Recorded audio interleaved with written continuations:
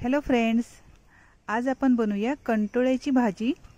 ही भाजी फक्त पावसाळ्यातच मिळते, खूपच पौष्टिक असते आणि टेस्टला तर खूपच छान असते।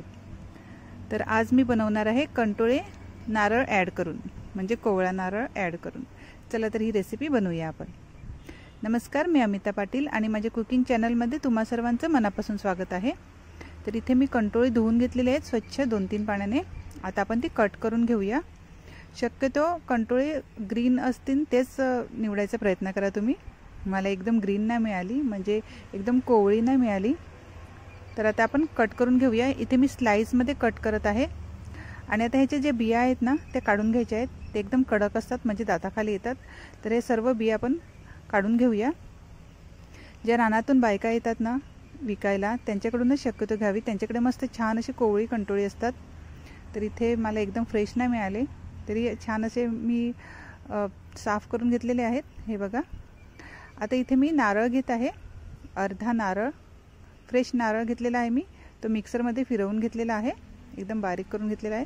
तुम्ही खवून घेतला तरी चालेल। हे बघा, तर आता काय करायचं, गॅसवर एक कढई ठेवायची आहे आणि त्यामध्ये 1 ते 1.5 पळी इतकं तेल ॲड करायचं आहे। आणि आता आपले हे कंटोळे त्यामध्ये आपण फ्राय करून घेऊया। अगोदरच फ्राय करायचं आहे, काहीच ॲड करायचं नाही आहे, म्हणजे मीठ वगैरे काहीच ॲड करायचं नाही आहे। तर आता तेलावर हे फिरवून घेऊया। अगोदर फ्राय करून घेतल्याने काय होते, भाजी खूपच टेस्टी होते, म्हणजे खूप छान लागते भाजी। तर आता 5 ते 7 मिनटं आता आपण गॅसवर ठेवून बारीक गॅस करायचा आहे एकदम, आणि कंटोळे आपले शिजवून घेऊया छान असे। 2-2 मिनटाला असं फिरवून घ्यायचं आहे, नाही तर खाली लागायची शक्यता असते। 5 ते 7 मिनटामध्ये आपले कंटोळे छान असे फ्राय झालेले आहेत। हे बघा, मस्त नरम झालेले आहेत।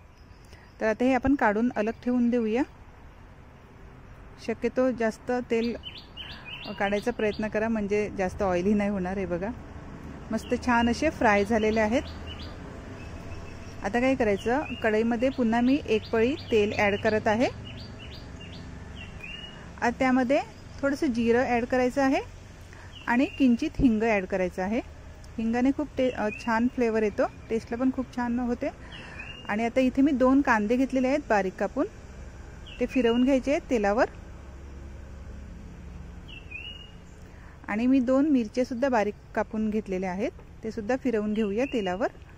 आणि कांदा नरम होईपर्यंत झाकण ठेवून शिजवून द्यायचं आहे। थोडंसं मी जिंजर गार्लिक पेस्ट रेडीमेड येते ते पण ॲड केलेलं आहे। आता झाकण लावून कांदा नरम होईपर्यंत वाट पाहायची आहे। आता त्यामध्ये मी 1 टॅमॅटो ॲड करत आहे, छोटा टॅमॅटो ॲड करत आहे, तो सुद्धा तेलावर फिरवून घेऊया आणि झाकण ठेवून नरम व्हायची वाट पाहायची आहे। टॅमॅटो एकदम शिजवायची वाट पाहायची आहे। आता त्यामध्ये मसाले ॲड करूया। मी 1 चमचा आगरी कोळी मसाला घेतलेला आहे, अर्धा चमचा हळद, थोडासा किचन किंग मसाला, थोडासा गरम मसाला आणि चवीनुसार मीठ घ्यायचं आहे। तुम्ही तुमच्या चवीनुसार कमी जास्त मीठ करू शकता। आता हे तेलावर फिरवून घ्यायचं आहे, मसाल्याचा कच्चा पण घालवायचा आहे। 30 ते 40 सेकंद परतून घ्यायचं आहे आणि त्यामध्ये आपले फ्राय केलेले कंटोळे ॲड करायचे आहेत आणि छान असं मिक्स करून घ्यायचं आहे। जास्त शिजवायचं नाही आता, कारण की आपले कंटोळे शिजलेलेच आहेत, मस्त छान फ्राय झालेले आहेत।